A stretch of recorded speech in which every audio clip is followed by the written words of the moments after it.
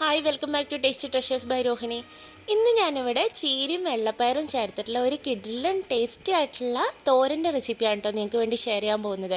അതിനായിട്ട് ഇവിടെ കുറച്ച് പച്ചച്ചീരയും ചുവന്ന ചീരയും കൂടി മിക്സ് ചെയ്തിട്ടാണ് നുറുക്കി വെച്ചിരിക്കുന്നത്. നമ്മൾ സാധാരണ ചീര മാത്രമോ അല്ലെങ്കിൽ വെള്ളപ്പയർ മാത്രമോ തോരൻ ചെയ്യാറുണ്ട്. അപ്പോൾ ഇത് രണ്ടും കൂടി ഒന്ന് ചെയ്ത് നോക്കൂ, ഉഗ്രൻ ടേസ്റ്റാണ് കേട്ടോ. അപ്പോൾ അതിന് വേണ്ടിയിട്ട് ഒരു ചെറിയ കപ്പ് വെള്ളപ്പയർ കൂടി കുറച്ച് ഉപ്പും മഞ്ഞൾപ്പൊടിയും ചേർത്തിട്ട് വേവിച്ച് വെള്ളമൊന്നുമില്ലാതെ ഊറ്റി മാറ്റി വെച്ചിട്ടുണ്ട്.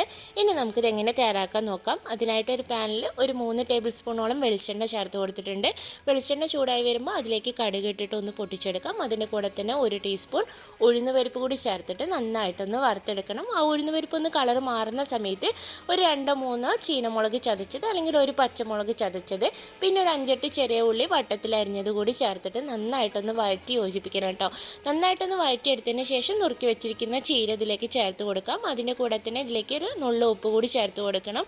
അപ്പോൾ ഉപ്പ് എപ്പോഴും ശ്രദ്ധിക്കണം, നമ്മൾ നേരത്തെ പയറിലും ചേർത്തിട്ടാണ് വേവിച്ച് വെച്ചിരിക്കുന്നത്. ഇനി ഇതൊന്ന് അടച്ചു വെച്ചിട്ട് ഒരു 2-3 മിനിറ്റ് വേവിച്ചെടുക്കാം. ആ സമയം കൊണ്ട് ഒരു 1/2 കപ്പ് നാളികേരം ചിരകിയത്, 1 ടീസ്പൂണിൽ താഴെ മുളക് പൊടിയും കൂടി ചേർത്തിട്ട് നന്നായിട്ടൊന്ന് ചതച്ചെടുത്തിട്ട് മാറ്റി വയ്ക്കാം.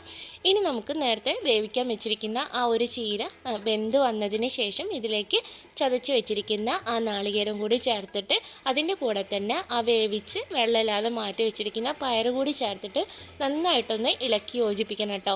ഈ ഒരു സമയത്ത് നമുക്ക് ഉപ്പിൻ്റെ അളവ് കുറവാണ് തോന്നുകയാണെങ്കിൽ ചേർത്ത് കൊടുക്കാവുന്നതേ ഉള്ളൂ. ഇനി ഇതൊന്ന് ലോ ഫ്ലെയിമിൽ ഒരു 3-4 മിനിറ്റ് ഇങ്ങനെ ഇടയ്ക്കിടയ്ക്ക് ഒന്ന് ഇളക്കി കൊടുത്തിട്ട് ഇതൊന്ന് മിക്സ് ചെയ്തെടുക്കാം. അത്ര മാത്രം ചെയ്താൽ മതി, വേറെ ഒന്നും ചെയ്യേണ്ട.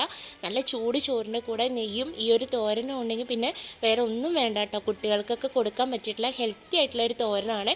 എല്ലാവരും ഒന്ന് ട്രൈ ചെയ്ത് നോക്കൂ. ചെയ്ത് നോക്കിയിട്ട് നിങ്ങളുടെ അഭിപ്രായങ്ങളൊക്കെ ഒന്ന് കമൻറ്റ് ബോക്സിലൂടെ അറിയിക്കണം. അതേപോലെ തന്നെ വീഡിയോ ആദ്യമായിട്ടാണ് കാണുന്നതെങ്കിൽ ലൈക്ക് ചെയ്യാനും ഷെയർ ചെയ്യാനും ചാനൽ സബ്സ്ക്രൈബ് ചെയ്യാനും മറക്കരുത് കേട്ടോ. അപ്പോൾ നമുക്ക് ഇതേപോലത്തെ നല്ല റെസിപ്പീസായിട്ട് വീണ്ടും കാണാം. താങ്ക്